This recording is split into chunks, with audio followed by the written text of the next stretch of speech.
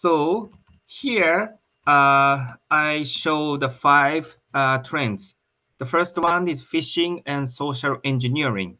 The second one is ransomware attack. The third one is AI and machine learning and attacks. The fourth one is supply chain attacks. The final one is IoT vulnerabilities. So I guess most of you may feel that these are maybe most of them maybe agree to these trends, because in Japan also there are a lot of the phishing and the social engineering attacks. We always receive the malicious email, malicious SNS, malicious chat in the chat applications. And also we have a lot of the ransomware attacks in Japan. I'm going to share the examples of the ransomware attacks in Japan. AI or AI security is now kind of the buzzword in the cybersecurity field. So here in Japan, we have some kind of institute to protect our AI development in Japan, or that institute developed the guideline to utilize the AI to protect our system from the threat. And the supply chain attacks are kindly the very trend in Japan. So later I'm going to share some more actual example of these cybersecurity threat trends. Yeah, because of the time, due to the time limitation, I skipped some part today. Here, so maybe if you are interested in the detailed information, please take a look at my slide later. So here, I want to share the recent big incident in Japan. Here, there are 3 examples. One is the ransomware attack in one of the biggest seaport in Japan, which is called Nagoya Port, attacked in July 2023.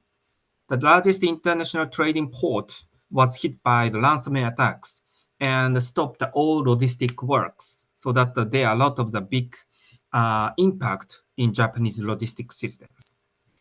The middle one is a massive DDoS attack in Japan, 2024 and early 2025. Attack was the Japanese airlines and banks and other ICT service providers were attacked by massive DDoS attack. So that's the most of the airplane operation were stopped, so that so many people could not go to their destination. The right side one is a ransom attack on logistics giant Asku. Asku is the name of the Japanese logistic company, hit it in October, 2 months ago, 2025.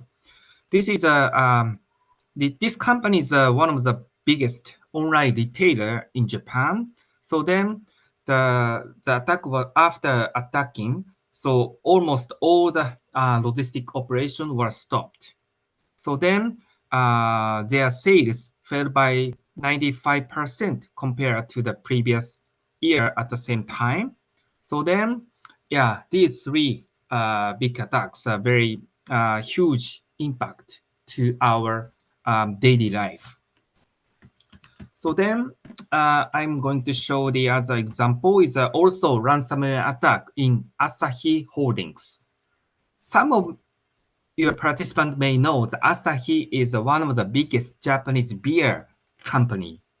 So then, and at this moment, at the end of this year, many people, Japanese people, send the beer or other gift to the closer people to say thank you for this year, like this. So then, but after this attacking, the Asahi stopped selling the new product or daily usual product due to the attack. So that's this attack. Asahi beer is not a critical infrastructure, but many Japanese people like drinking. So that's and also for me, it's a little bit big impact because I also like Asahi beer.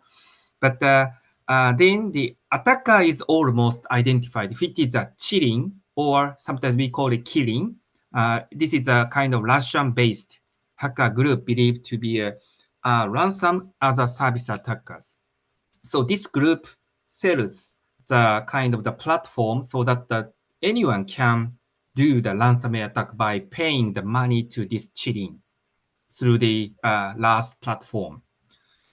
And also the intrusion routes was not identified officially yet, but many Japanese cybersecurity experts said that the VPN devices was the attack surface to intrude the Asahi Holdings Group by through this VPN vulnerabilities.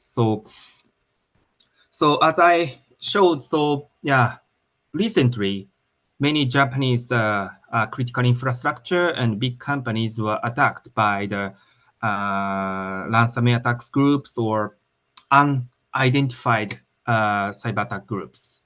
So then, this is a cyber attacks trend, and next slide shows that the kind of defense strategy trend, not only in Japan, but also all over the world. So then the first one is zero trust architecture, AI-driven security, enhanced cloud security, cyber resilience, and international cooperation. I believe most of you will agree on this new trend. So, and also the important point is that we, means the people or any organization, must operate under the assumption that we will be attacked, and we cannot be defended by using any cybersecurity solution or by cybersecurity the consultant. So then we must prepare to be attacked. So then one of the important preparedness is the CCERT, as you may know. CCERT is a cybersecurity, computer security incident response team, which is a kind of the virtual organization or sometimes the actual organization to detect the cyber attacks and also analyze and respond to the threat. Or they also provide some the training program to the officers or the workers in their own organizations. And also, the other important point is to prepare the standard operation procedure. When the incident happens, officers or workers must do or respond to the cybersecurity incident by reading or along with the standard operation procedures. So CSAT must be established in each organization, or CSAT also must be organized in the country, which is sometimes called the national CSAT, which is a very sort of focal point for all other CSATs in other organizations. So then, okay, for now, so I showed the 5 or 6 cyber threat trends and also showed quickly the cybersecurity defense trends. I believe the other instructors already explained some the threats trends and also how to protect your system. So then here in this session, I'm going to now share the cybersecurity framework and governance in Japan. I think other instructors could not show any this Japanese experience. But before going to the next session, so if you have any questions for now, please raise your hand. Or I also have we also have the Q&A session later. So for now, if you have any questions, so please raise your hand. Yes, Gabriel, please. Sure. Hello, Mr. Yamasaki. It's my pleasure. My name is Gabriel Chandler from Panama. I have a question because of the Panama Canal. We have to take care of the OT operations. How do you take care of cases that can compromise the cybersecurity in those aspects? Do you have a combination between IT and OT, or you recommend to have the security independent? No. Yes, the OT security is nowadays a very important aspect. Thank you very much for your questions.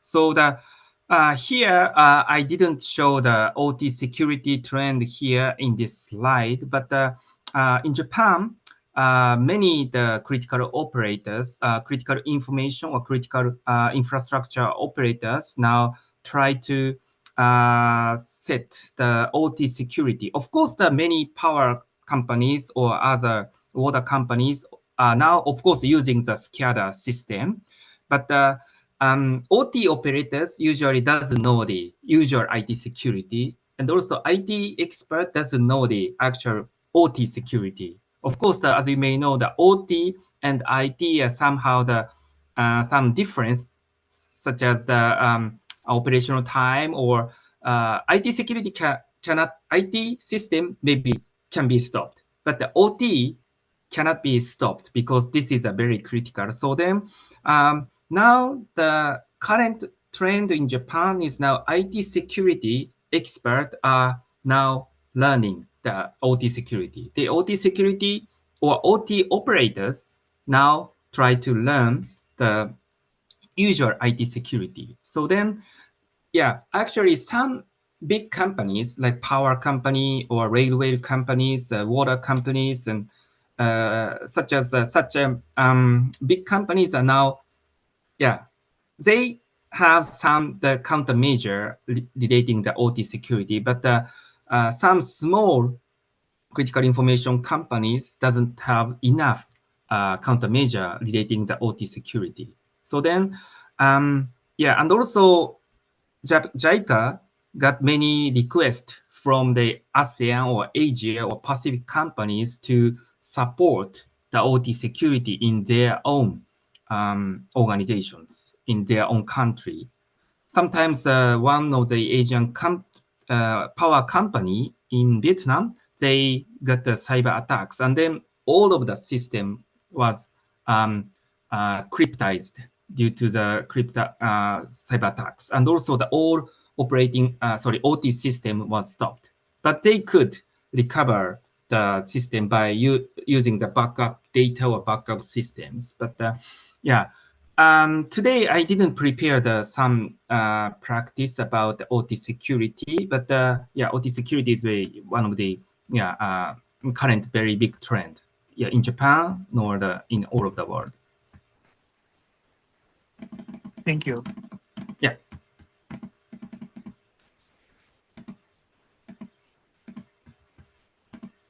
Okay, maybe I continue to my presentation. So then maybe you have more time to give me the question later. Okay, so next topic is cybersecurity framework and governance in Japan. So in Japan, we have the very basic law, which is a basic act on cybersecurity, which is acted in 2014.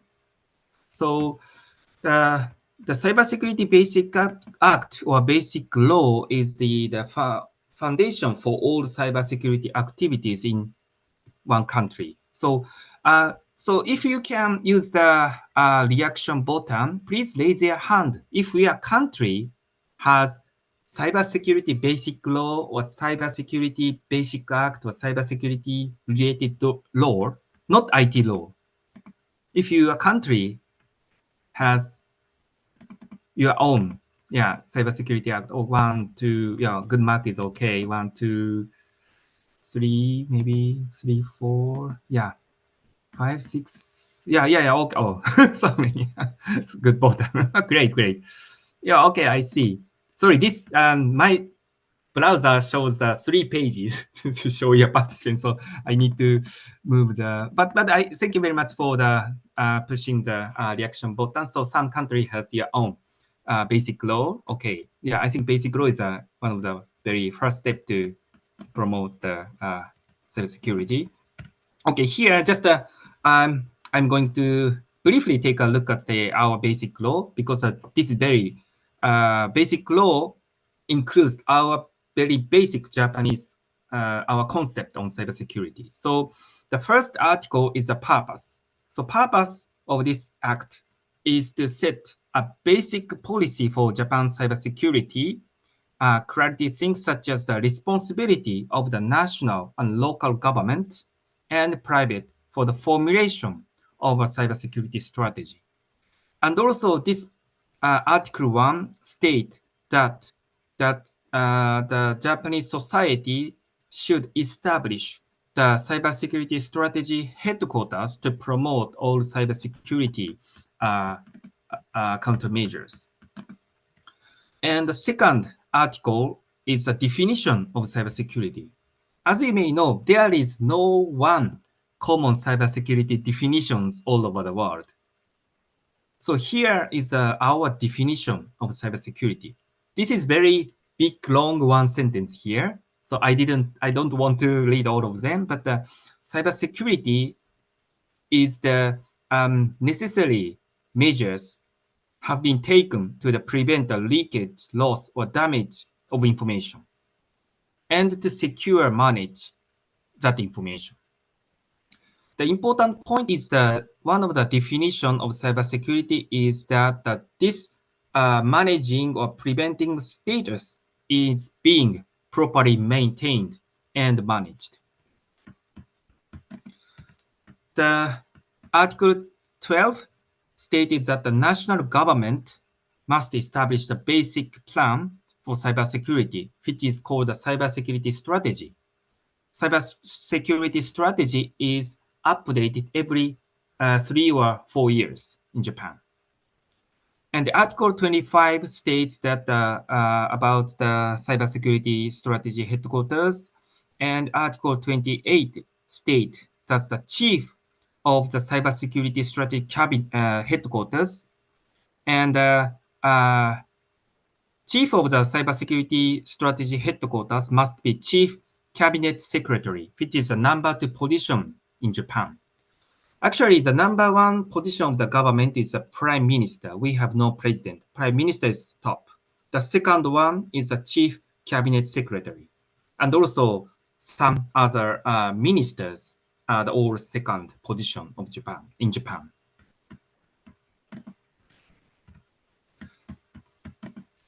Yeah, I showed some the laws related to cybersecurity here.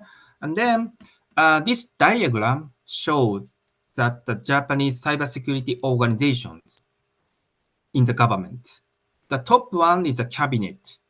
The cabinet is led by the prime minister, and all ministers and cabinet secretaries are also the member of this cabinet. Under cabinet, we have 2 big organizations. One is National Security Secretariat, which is in charge of the cyber defense or other physical defense for Japan. The other organization is National Cybersecurity Office, which is the NCO. This name shows that office, but this is one kind of the ministry for cybersecurity. Under these 2 ministries or secretariat, we have several different ministries to promote cybersecurity. For example, the digital agency is in charge of promoting digital transformation and digitalization. But of course, the digital agency also provides some guidelines to develop the software by adapting the secure by design concept or something. And you can go to right side, the National Police Agency. Of course, this is police. The Ministry of Defense is a military power. And the Cabinet Office CAO is one of the ministry which has many small, not small, but many matters relating to the cybersecurity or others. One of the important commission or the member of the Cabinet Office is a Personal Information Protection Commission, which is monitoring the data flow or how each government or each private sector are using or managing our own personal information. Please go to the most left side is the Ministry of Internal Affairs and Communication. Sometimes we call it MIC. MIC is in charge of the ICT policy or space policy and broadcasting and local governments. Under MIC, we have one of national institute, which is the NICT. The right side is the Ministry of Economy, Trade and Industry. We call it METI. So under METI, we have the one of national CSAT, which is called JPSAT Coordination Center, and also other organization under METI is Information Technology Promotion Agency, which is IPA, to promote IT utilization in Japan. Actually, under IPA, we have AI Safety Institute, AC. The last one is the Ministry of Foreign Affairs, MOFA. Of course, you know MOFA. So under MOFA, JICA is here. So JICA is a ODA implementing organization in Japan. So then, of course, the JICA has a lot of the cooperation in the field of construction, the water, power, agriculture, education, medical. The one of the sector we are working is the ICT and the cybersecurity. Here, maybe sorry, it's some the characters are not clear, but this is a cybersecurity strategic headquarters structure. So the top one is a cabinet led by Prime Minister. Under Prime Minister, we have cybersecurity strategic headquarters here. Headquarters secretariat is the National Cybersecurity Office. So here is our overview, a structured overview of our cybersecurity organization. So then actually cybersecurity strategic headquarters was established in November 2014, almost 10 years ago. Then we have several reorganization process after establishing last 10 years. So this year also the newest reorganization. So before, actually the cabinet secretariat, number 2 of the government is leading cybersecurity strategic headquarters. But the last few months, our basic act was amended, and then the top of the cybersecurity strategic headquarters was changed to Prime Minister. And then all the ministers must be member of the cybersecurity strategic headquarters. So that's the last few months. NCO and the strategic headquarters have more power to promote cybersecurity. One of the example of the cybersecurity strategic headquarters or National Cybersecurity Office is the Government Security Operation Coordination or Government Security Operation Center, which is called the GSOC. So then the National Cybersecurity Office is monitoring all the traffic among the government agencies. So this is a kind of the SOC system. So then once the incident happens, so then the GSOC members send some advice how to respond to such incident. So then, yeah, here GSOC is one of the center of the monitoring system for the government. So then, as I mentioned that every year, Japanese government is provide the cybersecurity strategy. This is the last version, 2021. So then this year, Japanese government is now drafting the next version of the cybersecurity strategy. So our very current basic concept is a cybersecurity for all. So which means that all of us, each citizens, all organizations must work for the cybersecurity. And this cybersecurity countermeasure must for all of us. Yeah, workers and elder people, very younger children, or all organizations. Not only in Japanese organization, but also for other organizations located in the foreign country. I put some links within this slide. So then I'm going to skip some part due to time limitation. But I must show this slide. So last few months, our basic act was amended, and there are some new activities must be taken in Japan. here, the left side, since 2014, we have some the mechanism of public-private partnership. So the private sector must report the fact if they got some incident, and the government side must publish some guidelines or share the practices to the private sector. So that's the nowadays. So the public-private partnership is enhanced due to through this amendment of the Cybersecurity Basic Act. The middle side, the communication data can be shared to detect attackers' servers and other threats. So in Japan, thanks to the constitutions of the Japan, so all communication data must be prohibited to share. But after this amendment, some of the data can be shared. IPS company may share some data with the government to find the actual attack servers and actual attackers. The right side is most biggest change. So the police and the military in Japan can access the attacker server remotely, and they can neutralize. I mean that they can take down that attacker servers. The California Consumer Privacy Act o la Ley de Privacidad del Consumidor de California. Sorry, Miss Astokrika. Do you have any question? No, it's okay. Okay. So then this is biggest change. So then the police and defense, our defense power can access remotely to the attacker server, then they can take down. Of course, usually remote access without the approval of its owner, it's a totally illegal. But thanks to our amendment of the Basic Act, some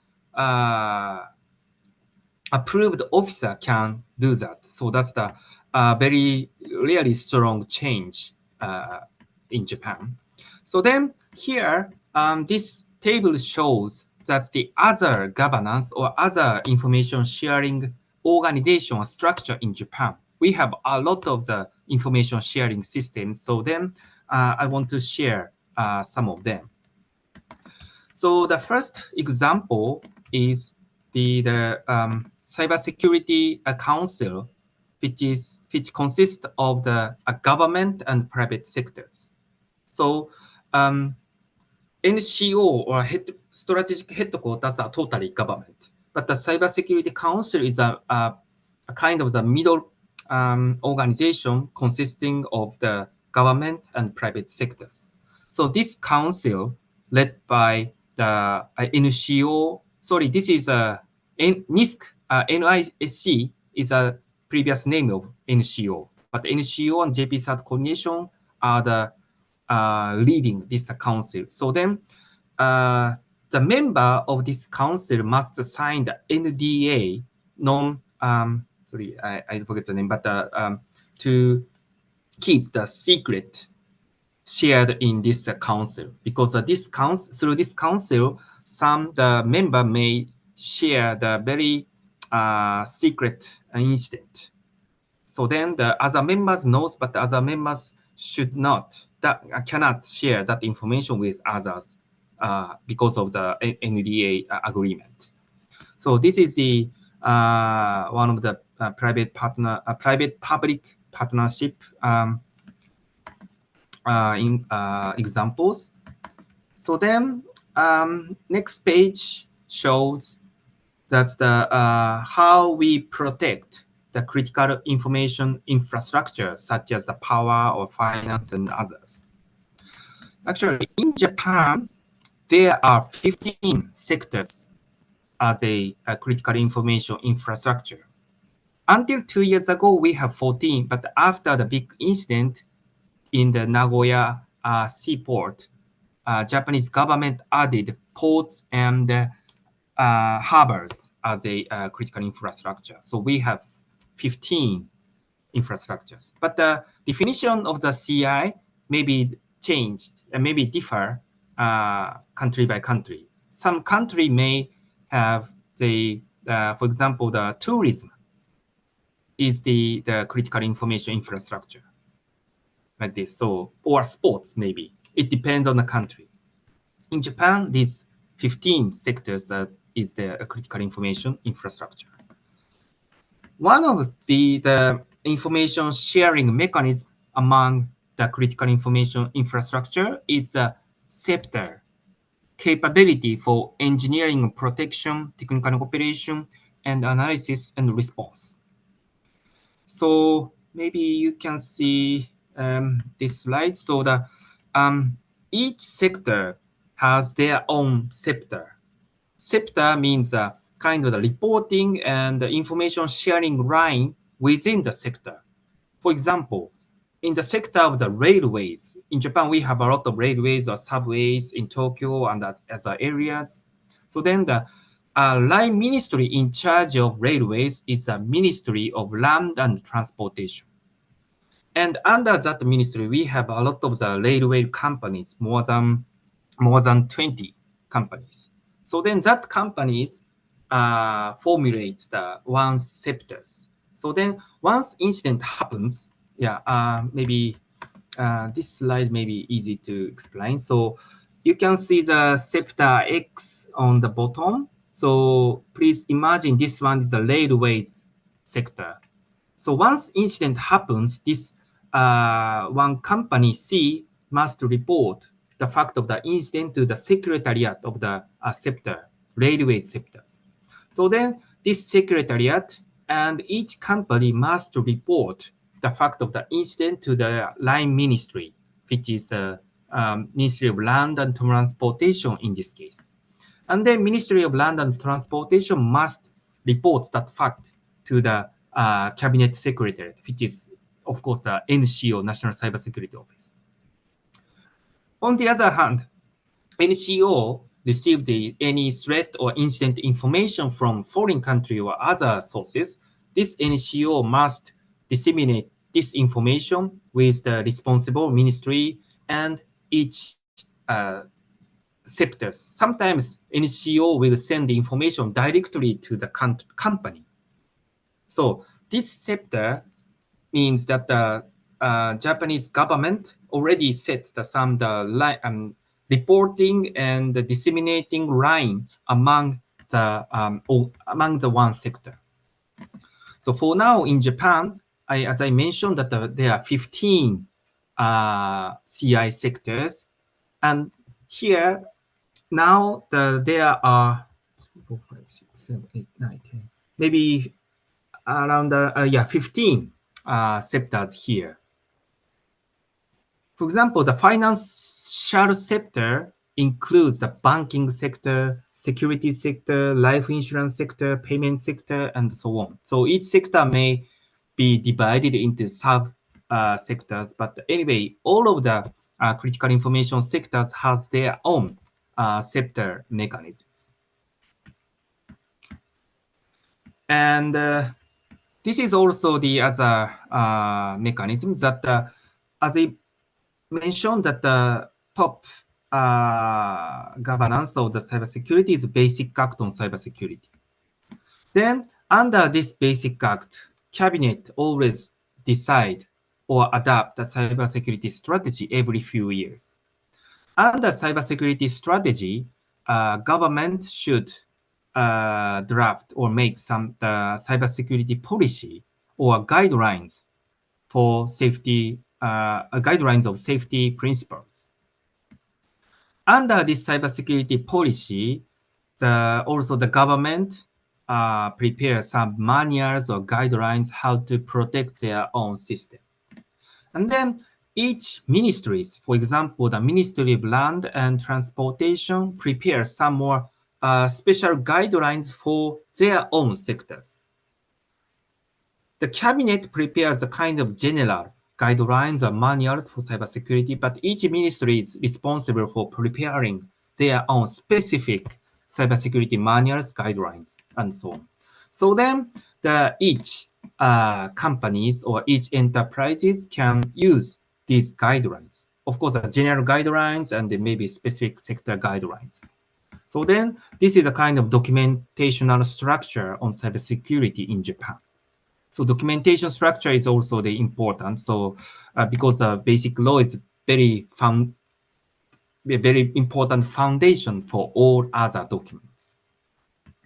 So then to summarize here, so then we have the SEPTA mechanism to report and disseminate the information. And also we have some documentational structure, layer structure to promote cybersecurity in the field of critical information infrastructure area.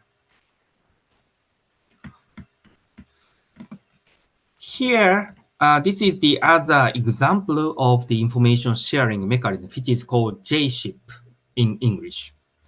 So this mechanism is also for the most of the critical information infrastructure, but the other sectors also here, like steel sector, car sector, or semiconductor sector. So then this time, IPA and the METI is leading these mechanisms. So each sector has their own information sharing unit. We call it SIG. For example, credit card SIG, steel SIG, oil SIG. And these SIG members are formulated as a JSHIP group. So then once, for example, IPA receive any threat information from other sources, from, for example, from police or from NCO, then JSHIP must submit, share that information with all SIG members. On the other hand, for example, the logistics SIG has received any information, maybe incident information from their member of logistics SIG. So this logistics SIG can share that information with IPA or with other SIG members. SEPTA reporting and dissemination should be, those activities are must. All ministries must disseminate the information with all SEPTAs. SEPTA member must share the information with the line ministries. But this JSHIP is more voluntary based. This is not a mandate. They many companies joined as they want. This is not a must. So this is a kind of different. This is a more voluntary based JSHIP, voluntary based information sharing. But still, JSHIP is a kind of the information sharing organization among private sector and public sector. Next example is more purely private sector based. This is called ISAC. So you may know ISAC means Information Sharing and Analytics Center. So firstly established in USA, 1998. Sorry, some information may be old, but in Japan, we have around 10 ISACs already. The first ISAC was established in 22, which is a telecom ISAC. The newest ISAC is a space ISAC from 2014. So 2020, we have transportation ISAC, and 2019, we have medical ISACs. Next slide shows the example of the ICT ISAC.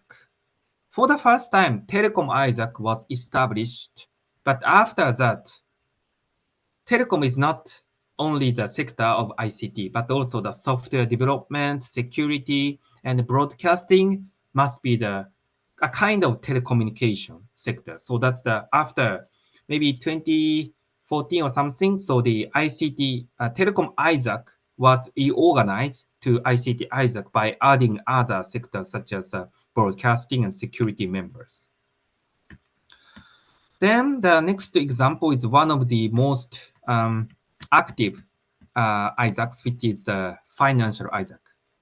I believe not only Japan, all the country, the financial sector must be more advanced or must be protected, because the finance sector includes the banking or payment, or because of the strongly relating the money itself.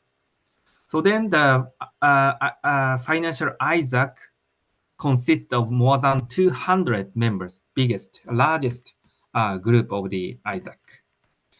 So you can see that there are many working groups such as the incident response, cybersecurity exercise, education, and the financial Isaacs.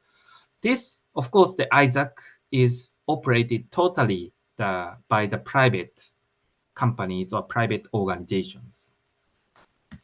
One of the I want to emphasize one of the activities in this financial Isaac is Cyber Quest.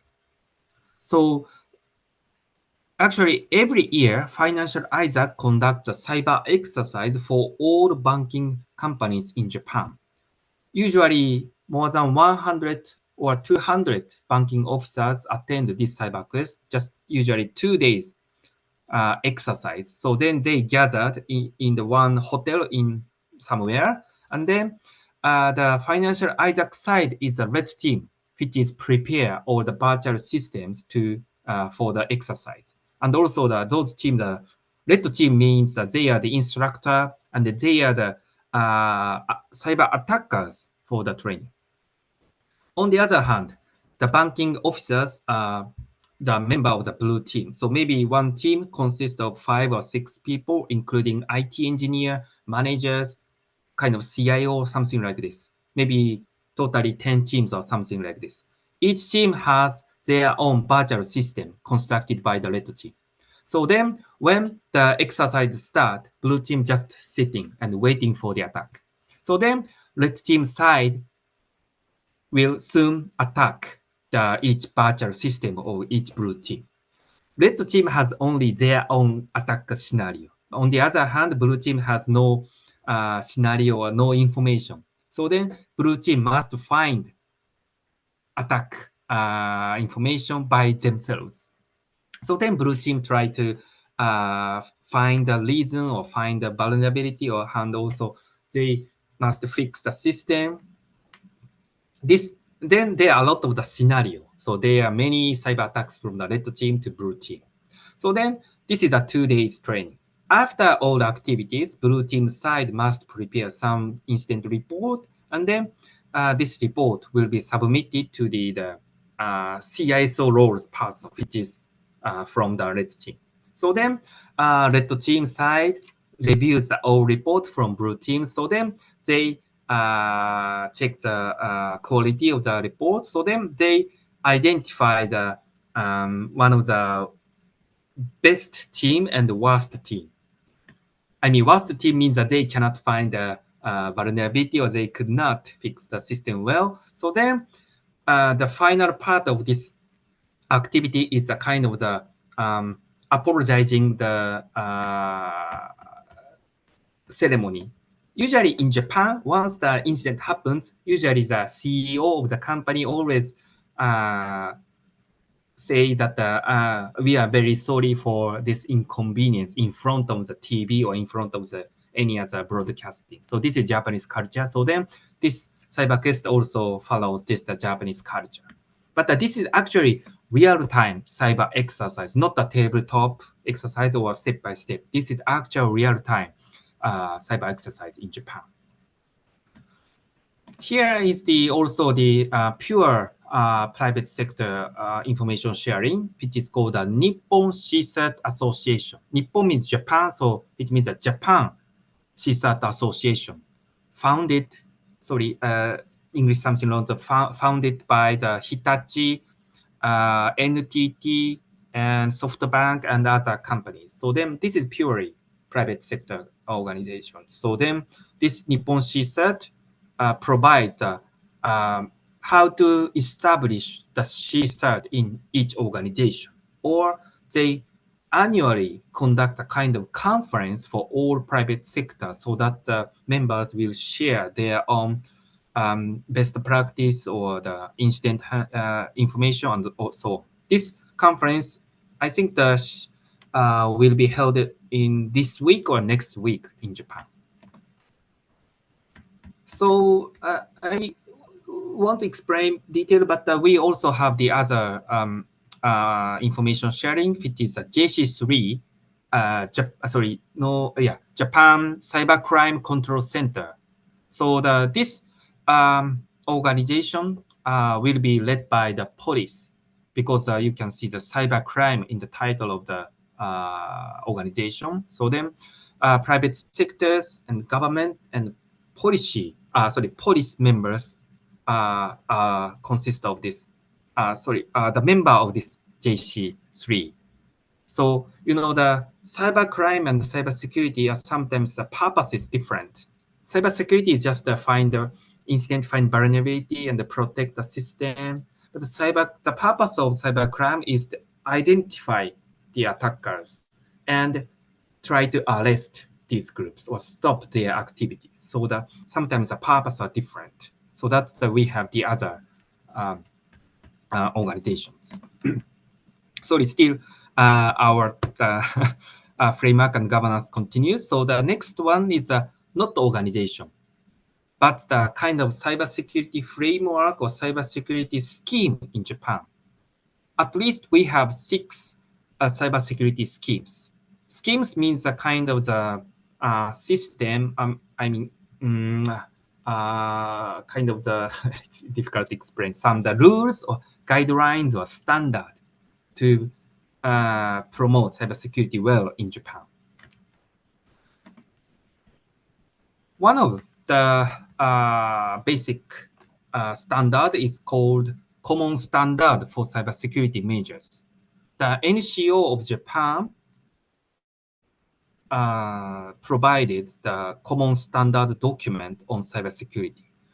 All of the Japanese government, including JICA, must follow this Common Standard guidelines. This standard shows the bottom line of the cybersecurity countermeasure for all organizations. So each government organization must have higher countermeasures comparing to the bottom line defined in this common standard.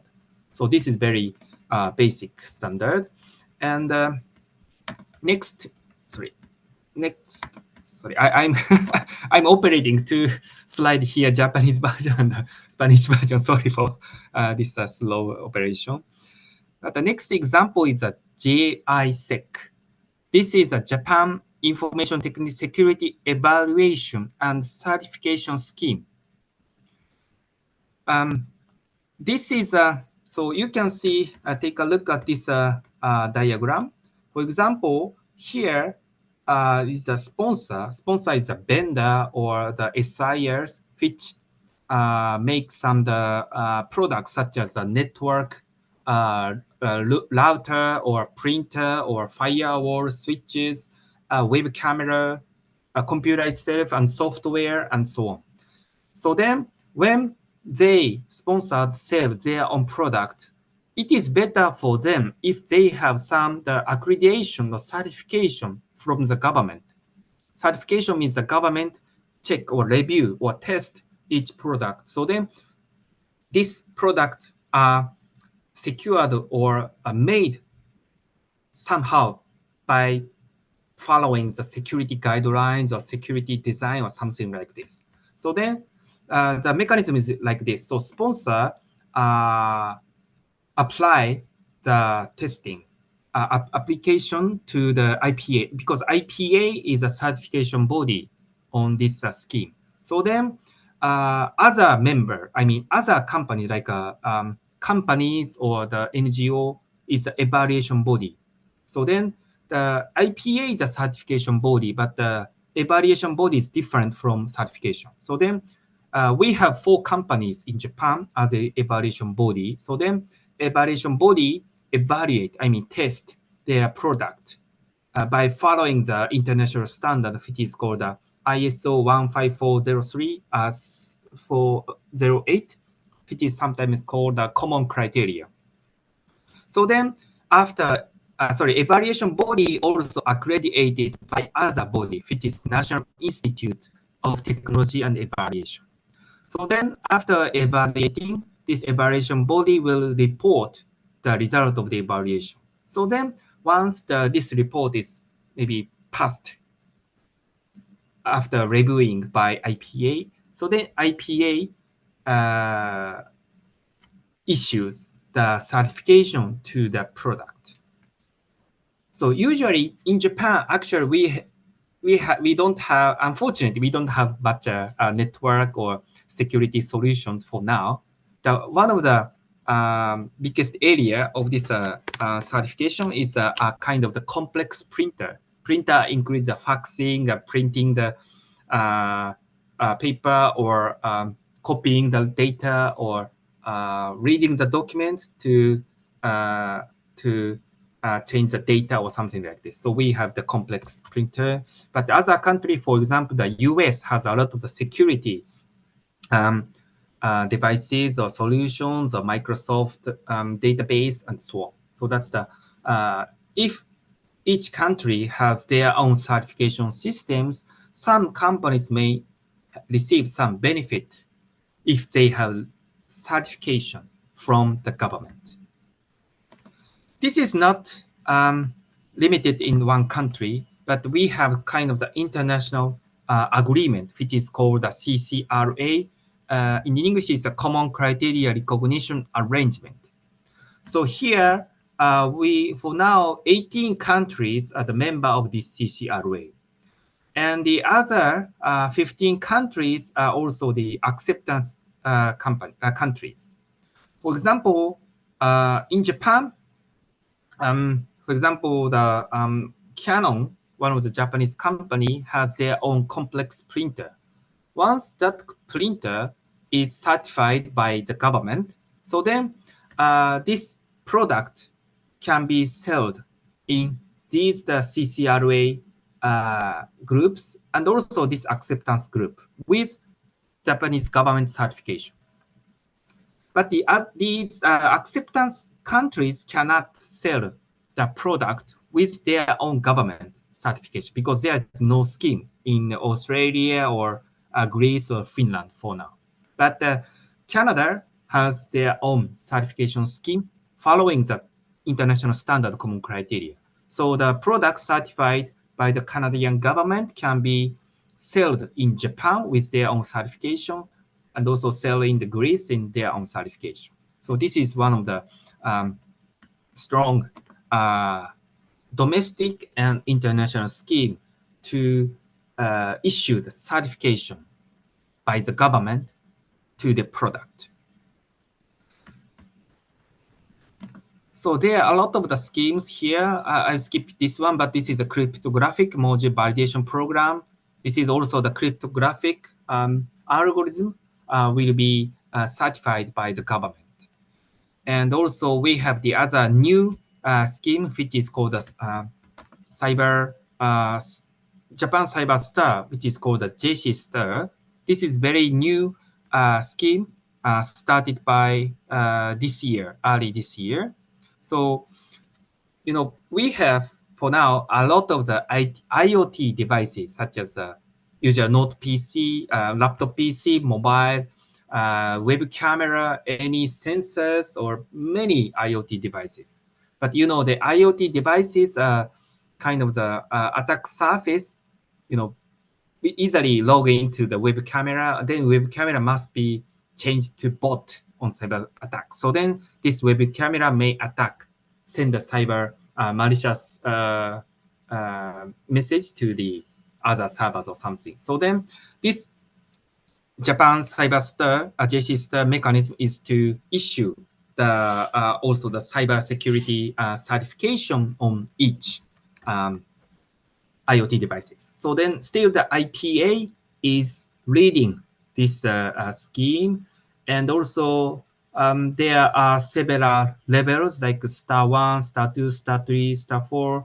Star 1 and Star 2 are the self-declaration of conformity, self-declaration by each their own vendor or company. But above the 3 and 4, other third party must evaluate and test the IoT product. The mechanism is similar to the previous one, JISEC. So this is the IoT version of the JISEC. And this is still Japanese, our own domestic mechanisms. But few months ago, so Singapore, Australia, Canada, Finland, Germany, Hungary, and other, or the UK, established the kind of the international group on this IoT labeling. It is called the Global Cybersecurity Labeling Initiatives, GCLA. So the important point is in the domestically, government or the private sector corporation must have such a scheme to certify the product or solutions.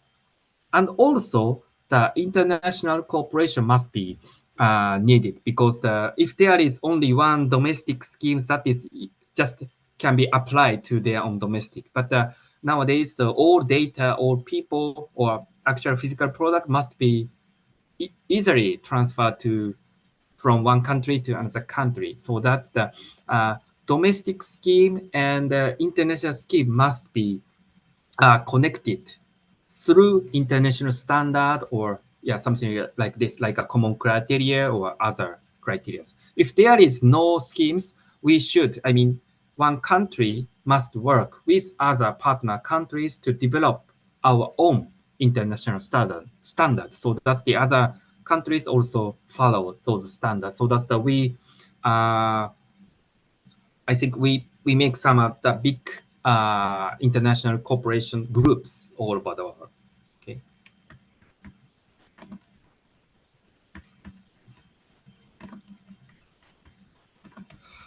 So, okay, for now, I shared a lot of the Japanese structure and governance and schemes to promote cybersecurity in Japan, because as you know, the cybersecurity for all is our very basic concept. So that's the all citizens. Maybe cybersecurity for citizens, I'm going to explain later. But for government, for private sectors, we have a lot of the schemes and organizations.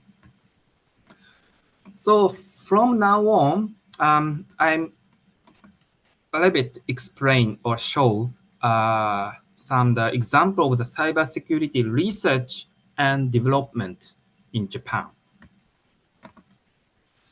Here we have one big institute on cybersecurity, which is a National Institute of Information and Communication Technology, which is called NICT, under Ministry of Internal Affairs and Communications.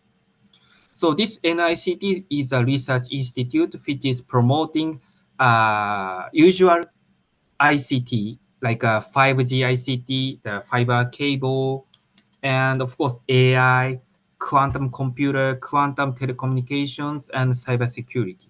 There are a lot of the areas they are studying. One of the remarkable research is this one. This is called a NICTAR system. So NICTAR system is to monitor the actual DDoS attack all over the world since 25. So NICT prepared unused IP addresses in their own servers. So these are the unknown IP addresses. So that's we believed that the unused IP address is unused. So these IP addresses should not receive any message from any servers. But once they prepare a lot of the unused IP addresses, these IP addresses receives many messages from many servers. Usually, these the kind of the scanning attack.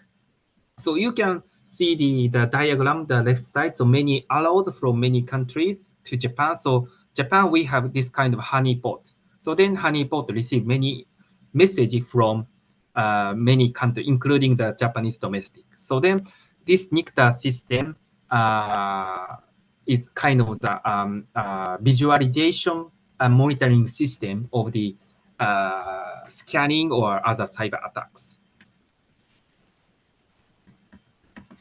The other remarkable activity by NICT is Notice, which is a national operation towards IoT clean environment.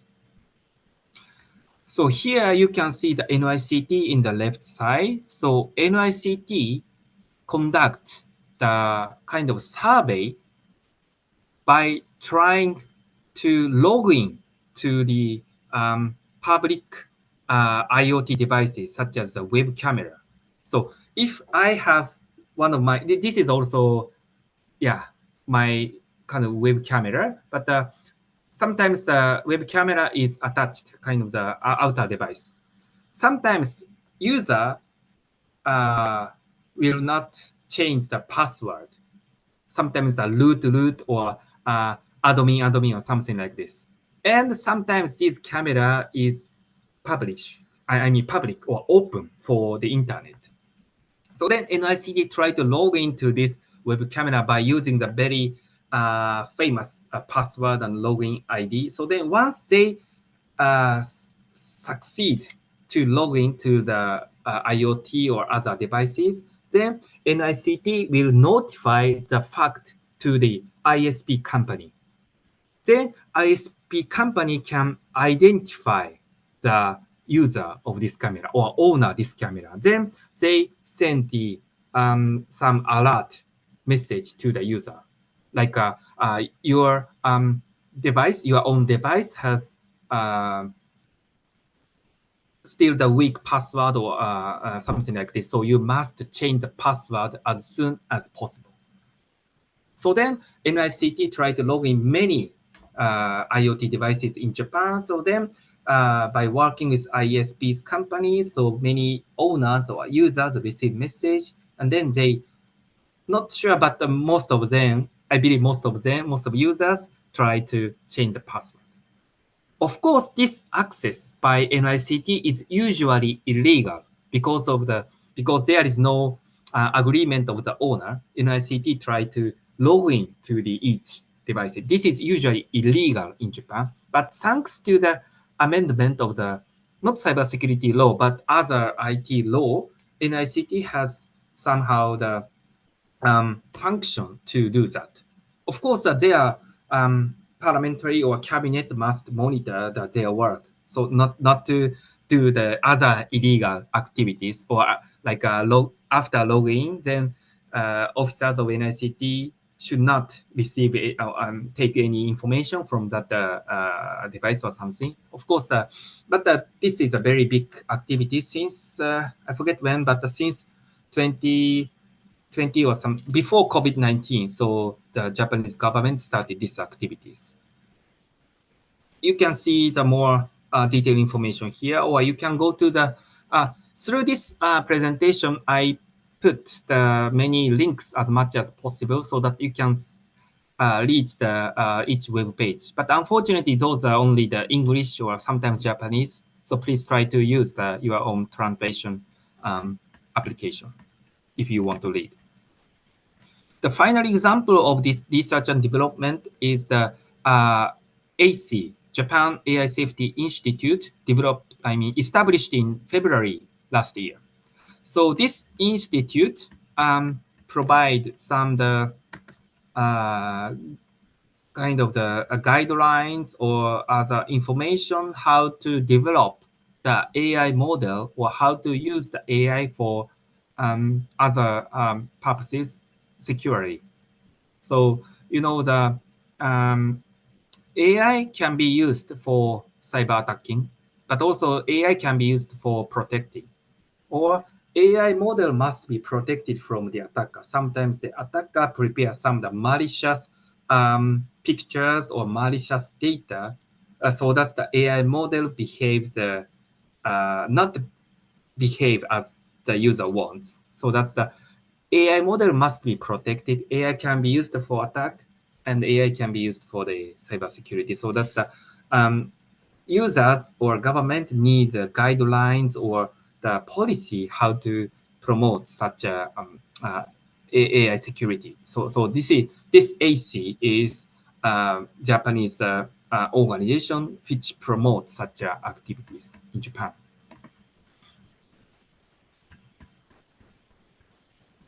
So, sorry, your side time is almost night, right? Around 8 p.m. or 9 p.m. So, yeah, sorry. My session will be end. I'm not sure. In Japan time, 9:30. So we have 30 minutes more. So please be patient. uh, after 15 minutes, I give you some. We have the QA session. So almost we have two more sections here. The next one is cybersecurity awareness and training. So we have many materials or activities in Japan to promote cybersecurity for citizens. Here is the example. You may know Japan, we have a lot of the cartoons, which is called manga.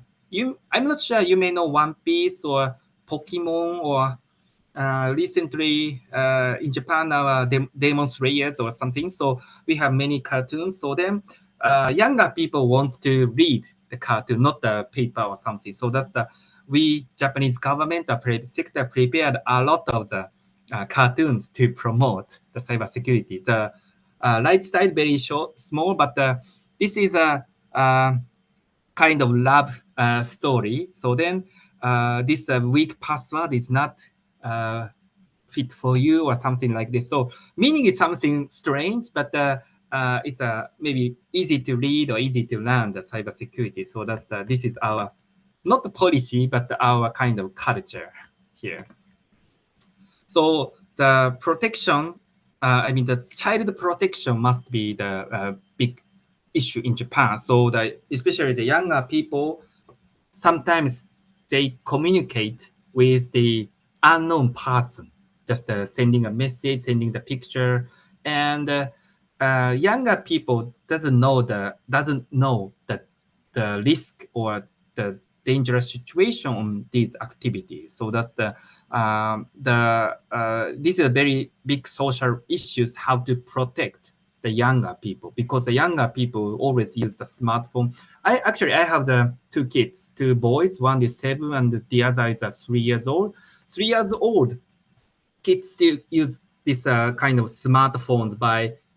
Sometimes he likes watching the YouTube. Very easy to like freaking or something. So that's sometimes click the button or something. So of course the parents must protect them. But if the high school student, we cannot touch their activities. So that's the Japanese government or private sector try to protect them. It's of course difficult. But on the other hand, the Japan is the eldest country. Many elder people. Now we have few younger people, so that elder people sometimes has no IT literacy or cybersecurity literacy. So that's some elder people easily send their money to the unknown person through the phone or through the message. So that's we must protect the younger people as well as the elder people from the cyber threat. These are the example of the awareness raising, how to protect the citizens. And also we must, or your country must educate the professionals. Here, sorry to read easily, but in all over the world, there are a lot of the international certifications such as Cisco, ISC Square, EC Council, and CompTIA. So that this is a kind of map of these certifications. Luckily, or in Japan, we have our own domestic national certification, which is a registered information security specialist issued by the IPA.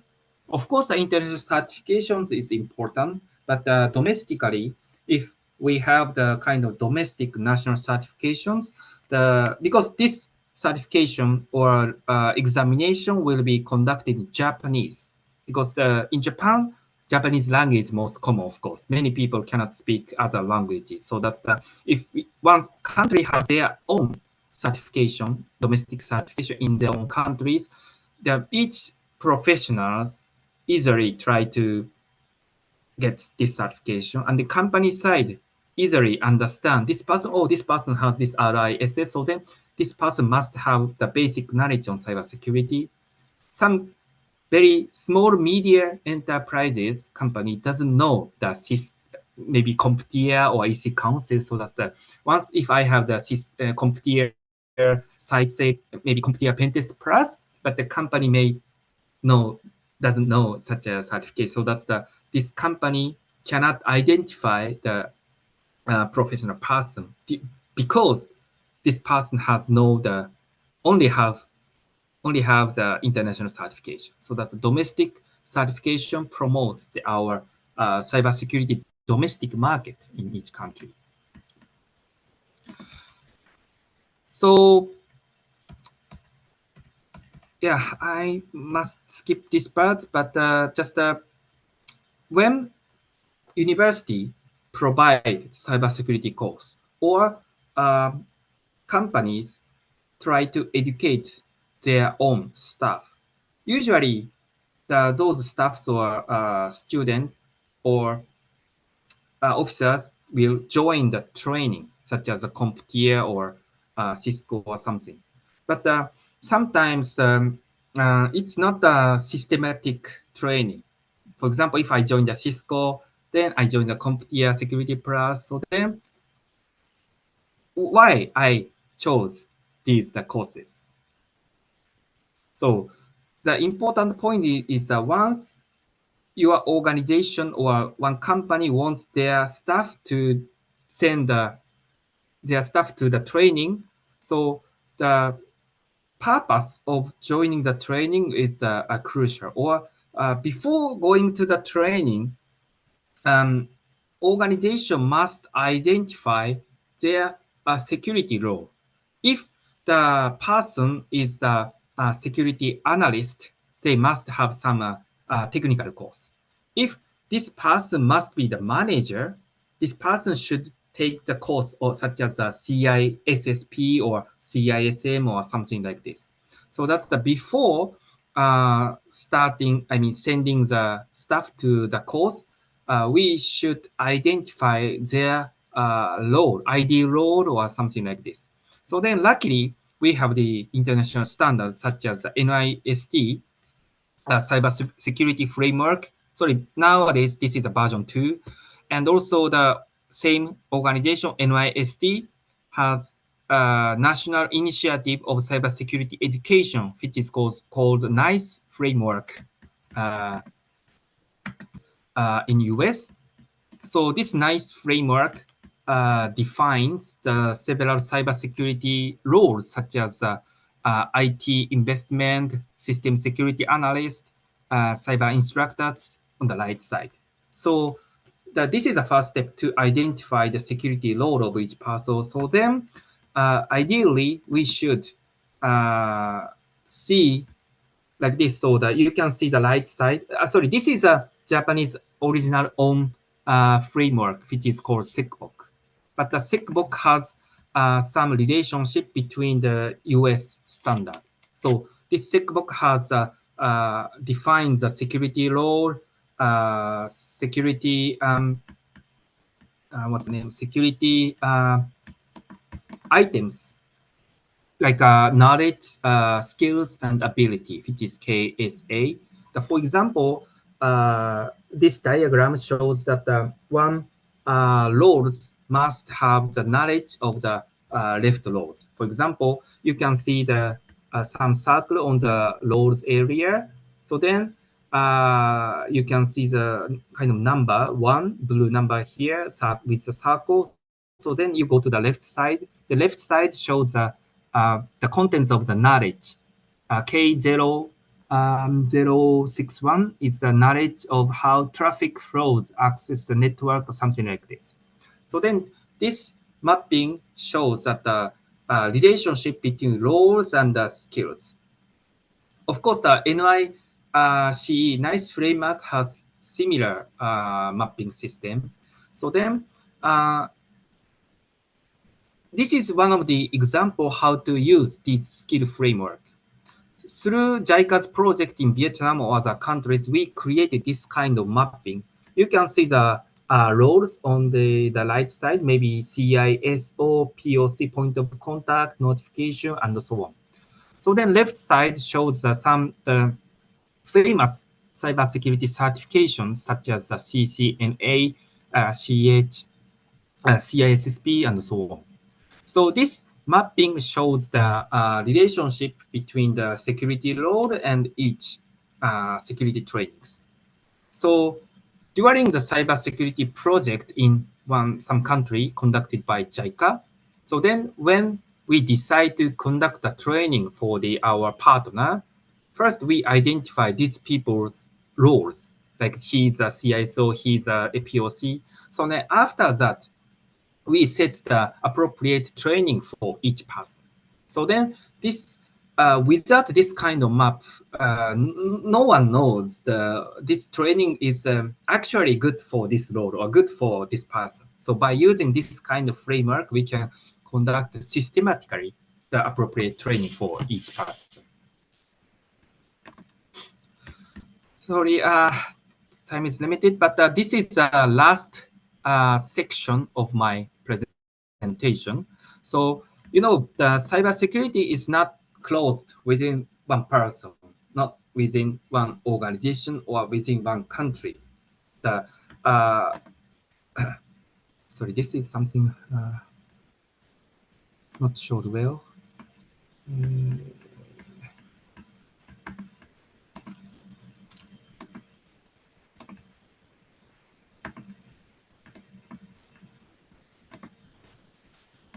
So the cooperation among the countries is the kind of common and crucial on cybersecurity. So in Japan, we have a lot of the international cooperation. For example, so we have the annual ASEAN, ASEAN and Japan Cybersecurity Working Group and policy meeting 4 times a year. So 4 times, so Japan and ASEAN cybersecurity organization gathers together and share our own best practice or conduct exercise, something like this. So since 2010 or something, so more than 10 years, we have annually this meeting. And also MIC of Japan or MOFA or JPSAT have their own international activities in their own field. For example, MOFA is working for the more higher level or like a United Nations group of governmental expert GGE, or you may know open-ended working group in every year in US or something. So this is a kind of cyber diplomatic level. JPSAT is more kind of private organization. So they are the kind of the point of contact of Japan to communicate with Japanese private sectors, and they are the point of contact to communicate with foreign CERT. Like, for example, Indonesia has their own Indonesia CERT, China has their own China CERT, US has US CERT, private CERT, so that they have some connections. And also, you may know there are many cybersecurity communities all over the world. First, FIRST is biggest community all over the world. Asia Pacific region has AP CERT. Your area has, I'm not sure, LACNIC CERT, CERT. Other areas, Africa CERT, and so on. So many CERT group there.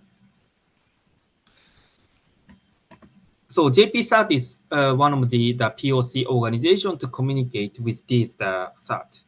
So then through JPSAT, each Japanese company can communicate with other member of other CERT group, APCERT or PAXON or FIRST. So that's it's important to identify the private point of contact CERT in each country, so that this point of contact organization can be the bridge between the private sector, domestic organization, and foreign organizations. Okay, the last example is JICA. You know, the JICA is an international cooperation agency, then the official assistant agency. So then we also have some cybersecurity cooperation, including this not train kind of seminar by me. So then of course, from now and to the end, I'm going to share our JICA's own activities. So you may have more information, and you may have some, you may come up with some new idea how to cooperate among yours or with other donors, or even in Japan, with Japan.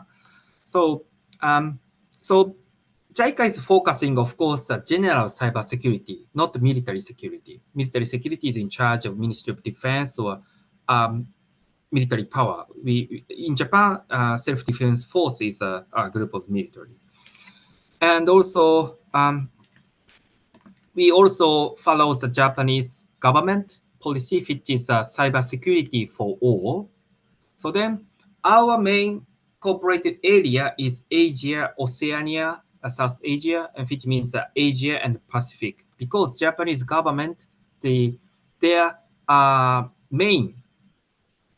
Japanese government defines the area that the Japanese government should support. But of course, we have other training in Japan or training in other country, including this one. So for now, we don't have any projects in other country, Africa or your area or Middle East or something. But we can support somehow other countries by this kind of like online training or something. And then you may know the GCA or GCI, Global Cybersecurity Agenda or Global Cybersecurity Index, issued by ITU almost every 2 or 3 years. So this GCA is a kind of international framework by ITU, which defines the 5 important pillars on cybersecurity, which is a legal part, organizational strategy, technical aspect, capacity building, and cooperation. Of course, we can define any structure on cybersecurity by our own, but once we adopt these ITU definitions, it's easy for all, it's easy for the partner countries or organizations to talk about cybersecurity following these definitions. Sometimes one country may have other pillars, but if we use the same agenda or pillars, we can easily communicate with other foreign organizations or other organizations to talk how to enhance or how to cooperate on the cybersecurity field. Maybe you can access the cybersecurity index by clicking the link or by searching. So nowadays, so there are 5 pillars. So tier 1 is a model role modeling. Tier 5 is a building. Please try to check the cybersecurity index in your own country.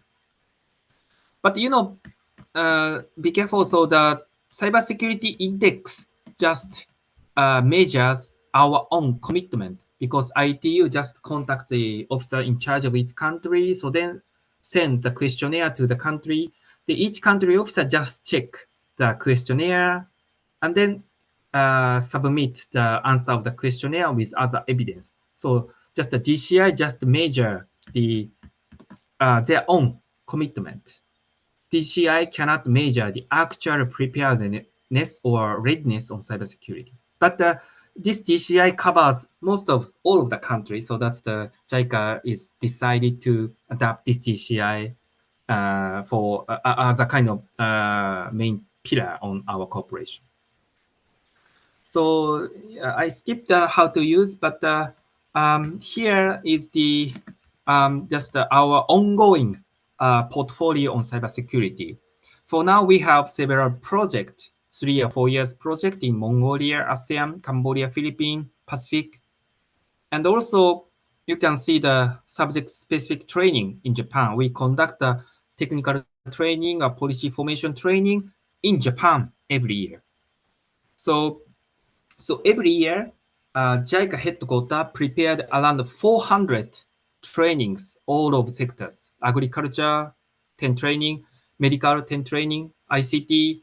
ICT is actually the 8 or 7 training, including cybersecurity. So then JICA headquarters send our all long list to each JICA regional office. So then each regional office decide to shorten that list, maybe 100 or less 100. So then this list will be sent to each government in their own region. So then each government decide which one will be conducted this year. Maybe, I'm not sure, it depends on the budget of our JICA side, but maybe 5 training or 10 training each year. So JICA regional office and each government decide. So I'm not sure your country has chance to join this training, but I think a few years ago, Brazil attended one of the international law training. So I'm also joining this training as the instructor or coordinator. So that's the through this training, yeah, each country can share their own practices or Japan's practices so that they can learn from other countries. We can discuss and make a friend, yeah, like this. So yeah, this is one of the important mechanism to make a kind of trust building.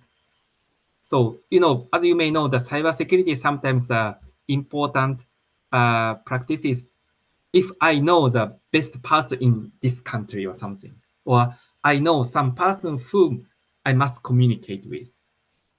So if I send some message to some officer in another country, I have somehow trust about him, and their side must trust me. So that the trust building is one of the key to have peace on cyberspace all over the world. So this training is not only delivering the knowledge or skills, but also this is a very good opportunity for all of the participants, including me, to make build a trust among the participants. Here for now, we have 15 projects and more than 3,000 people are trained and like this. This is a kind of achievement. Here also some example of our activities. Like usually this is a project in Thailand, ASEAN, and Cambodia, Philippines, and so on. So usually the counterparts are the national CSAT or cybersecurity responsible organization. So through this course, this project, we provide technical training such as incident handling, pen testing, forensics, malware analysis, and so on.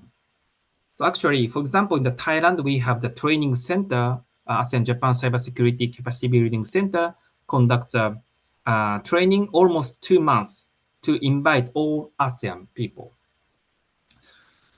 In Japan, we cannot have for example, the project in Brunei or Singapore because they are not our ODA target. But through these regional activities, we can invite more people from this region, including Singapore and Brunei. So this is also the training center, but also the important mechanism to build the trust among the region as well as Japan and ASEAN. The other example is this one. So we had a project in Indonesia, and now we have a project in Mongolia to establish the cybersecurity master course or doctoral course. So in Japan, we have a few universities where the master or doctoral course are, and now we are working with the Mongolia, or before we were working for the University of Indonesia to establish the cybersecurity master course. So,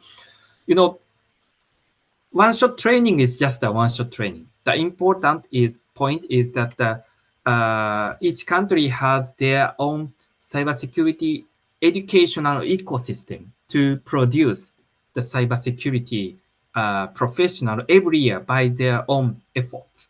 So of course, JICA will conduct many trainings, but each training is just one shot. But if your country has your own educational system, your country produce your professional every year, of course, like this. So that's JICA is supporting some countries to establish such a ecosystem, educational ecosystem. So almost time. So we have several other examples. Maybe, okay, here is the other example. So still the training center in Bangkok. So currently there are a lot of the requests from many countries to conduct OT security training. So this case, IPA is in charge of OT security in Japan. So then JICA sent the IPA person to the Thailand and with the small physical system. So that's the participant learn the relationship between the cyberspace and actual physical space, how to affect each other. So this OT security is conducted in this trainings. And also we are promoting the cooperation with other organizations such as UK, US, Canada, and also the international organizations such as ITU, Global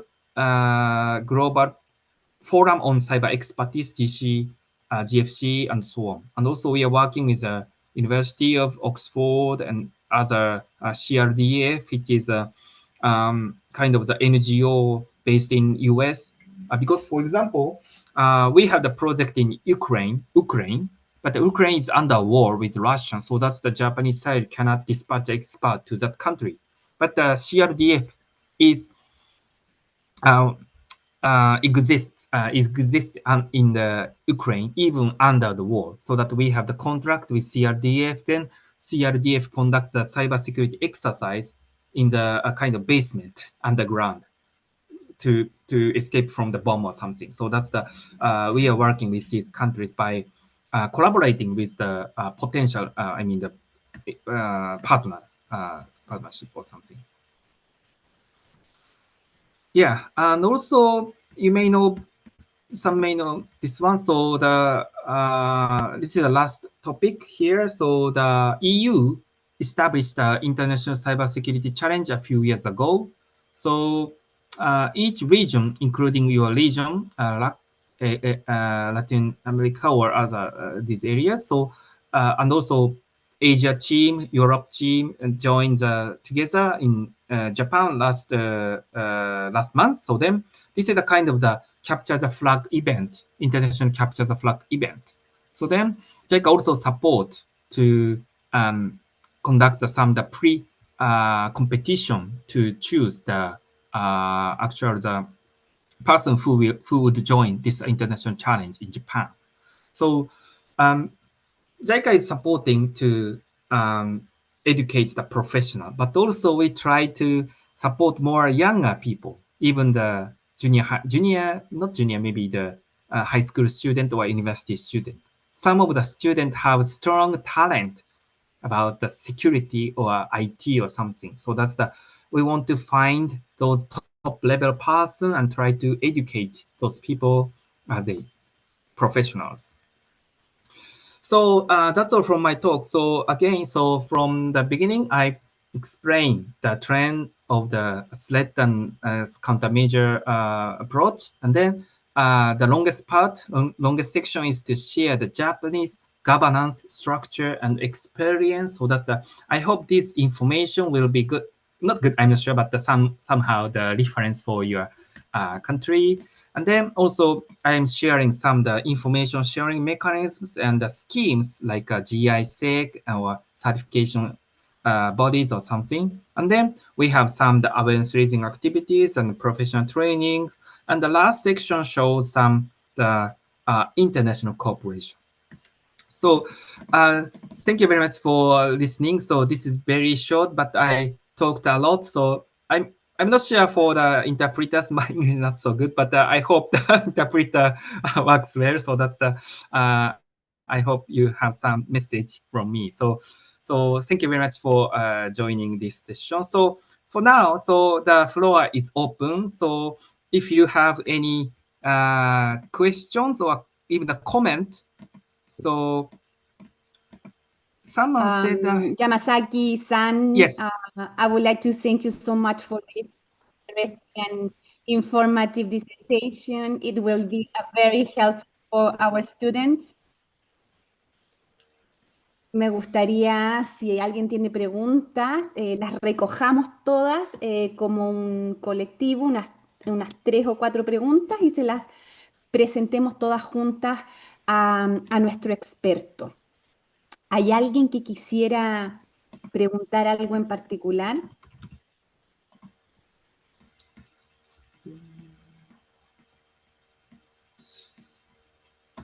There is one message. This is a question. How can we get the master's degree in Japan? This is a question, right? From Peru, right? So I see this and how can we get a master degrees in Japan, correct? So yeah, we have some, in Japan, there are several universities which provide the cybersecurity on course, or even the MBA, master, I forget, but anyway, MBA course on cybersecurity. So that's the, if we want, Japanese wants to have such master course, we have several options in Japan.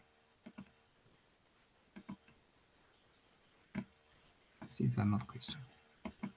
So, okay, so you don't have any questions? Hello. Yes, Yes. please, Felix. Felix, please. Yeah, please. Thank you. Thank you very much. Well, I have a question. I don't know how does the ISAC coordinate with the Japanese government. I don't understand, or I Okay. don't know if I didn't listen Isaac. that part. Yes, Okay. ISAC. ISAC with the Okay. government. So Actually, how Isaac is a purely private. private? Yes, I listen that, but I don't know if they coordinate with the Japanese government. No, actually, Japanese government doesn't. I mean, okay, okay. Isaac in Japan is purely private, but Yes. here you can see that this is a different framework, which is SEPTA. As I explained, SEPTA is a kind of line reporting system between NCO, line ministry, and critical information infrastructure. And secretariat of some of the secretariats of this SEPTA is Isaac. So Isaac is purely private organization, but Isaac, for some sectors, Isaac is a secretariat for the public-private organization. Or for the financial sector, we have the Isaac, a financial Isaac, and also in Japanese government, we have the financial kind of authority, financial authority. So they have a strong relationship between financial Isaac and authority, governmental authorities. Some government members or officers may be the member of the Isaac.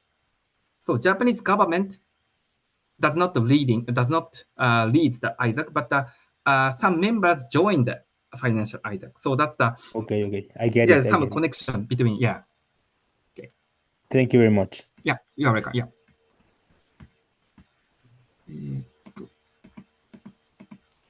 Anybody else?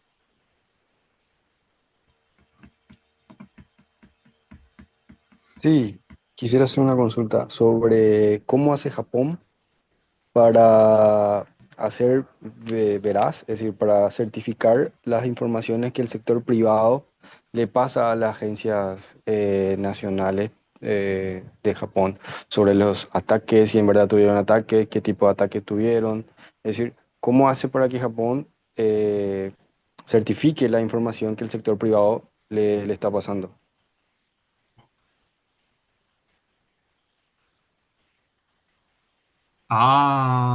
Certifies means how the government check that is a true. I mean, truly true incident or something like this. Certificate means that's true. So Yes, that's right. That is sometimes difficult, but when, of course, for example,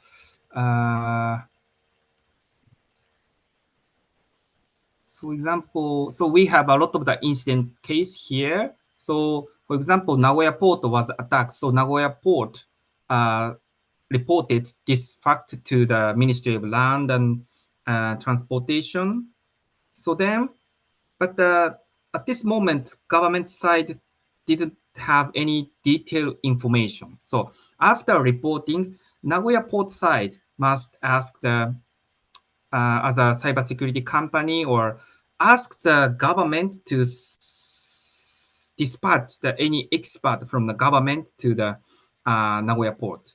sometimes it's possible. So company side can ask the private company, or sometimes they can ask the government, or sometimes they can ask even the JP side. So then JP side or government or private sector send the expert to the company. So then these expert may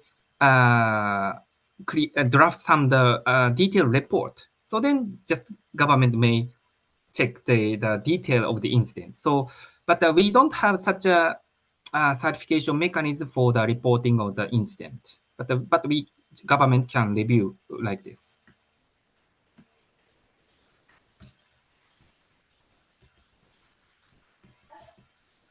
Ya, porque de repente hay empresas privadas que ofrecen hosting a incluso parte y segmentos de organizaciones de instituciones de gobierno, ¿verdad? Y si de repente tuvieron algún ataque y no lo denuncian, o si tuvieron infiltraciones o algún tipo de hackeo,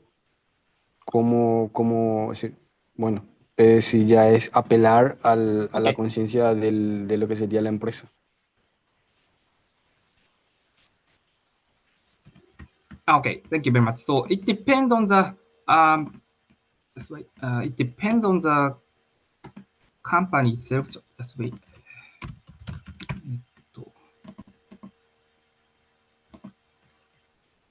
Yes, for example, the critical information operators such as power or finance or something, once they get the incident or cyber attacks, they must report the fact to the government. If they don't, they have some penalty from the government. But for the small and medium enterprises, usually they are not the critical information infrastructure. They have no they are not forced to report the incident to the government or other parts. So some SMEs, once they get the incident, but sometimes they didn't report or share that information with any others, but no penalty. But only for the this critical information infrastructure, they must report and share the information.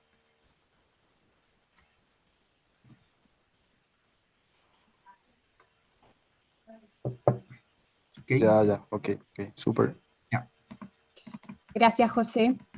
Yamasaki-san, once again, I would like to thank JICA, first of all, and in particular to you, Mr. Yamasaki, for this generosity and in sharing your knowledge and the most challenging experiences Japan has faced in cybersecurity.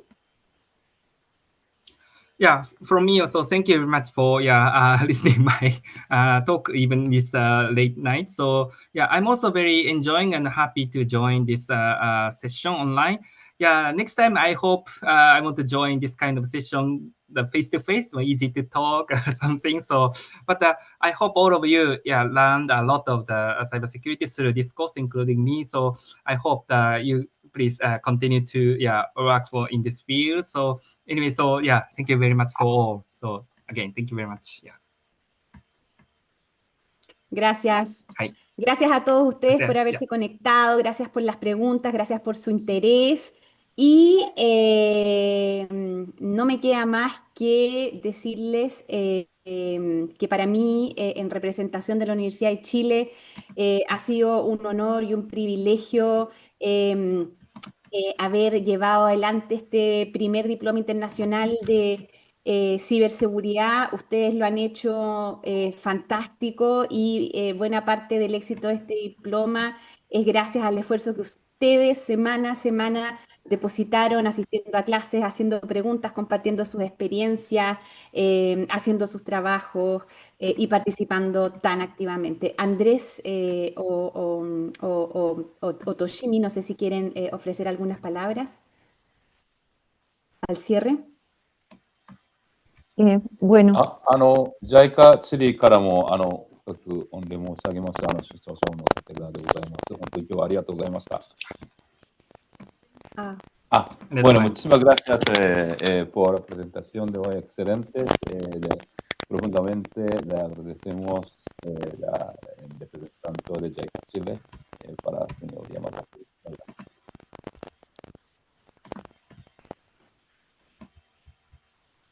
Muchas gracias,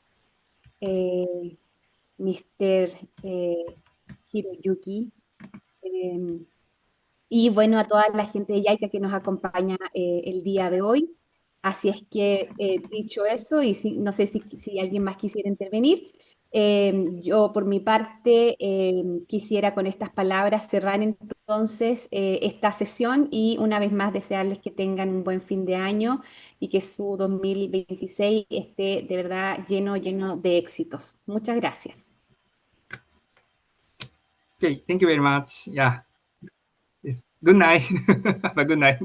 Good night. Thank you. Good night. I work from now on. Okay, thank you. Bye bye. Bye bye. Personas, buenas noches. Muchas gracias, arigato. Gracias, Gracias. Daniel. Un abrazo. Gracias. Gracias, gracias. Muchas gracias.